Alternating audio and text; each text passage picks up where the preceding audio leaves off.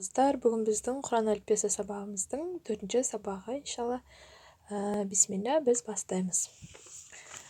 Өткен сабақтарда біз харекеттерді өткен болатынбыз. Харекеттердің 3 түрі бар екенін өттік. Фатха, касра, домма. Фатха мынау бетті біз өттік. Фатхасын.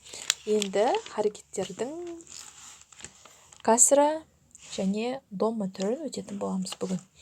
Иншалла, бүгінгі сабақта, яғни касра.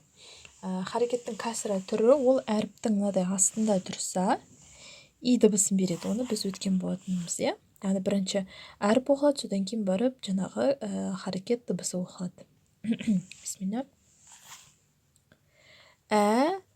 Әзина, әзина, әзия, әзия, әзифа, әзифа, әриба, әриба. Мына жерде мән беріңіздер.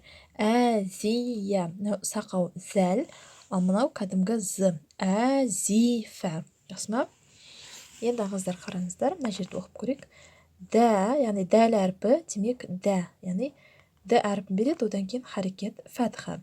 Дә, жіңішке дә, ри, бә, дәриба, дәриба, дәриджә, дәриджә, дәрида, дәрида, дәрима, дәрима. Вот, осы бетті оқисыздар. Мынау астына мән бермейміз, оны білесіздер. Бұл жерде турецкий издание болғандықтан кішкене қате болады жуан әріптерде. Сондықтан өздігімізше оқимыз, қыздар. Енді домма. Домма дегеніміз міне үтір белгісі секілді. Ол у дыбысын береді, Вот. Мінекей алифтің үстінде тұр. Узина, узина. Узиро, узиро. Дуриба, дуриба.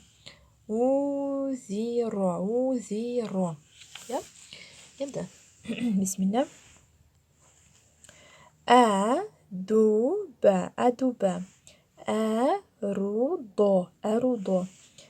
Роуса, роуса. Зәруа, зәруа. Бұл жерде де мынау астына мән бермейміз, қыздар. Мынау үстін ғана оқимыз. Жақсы ма?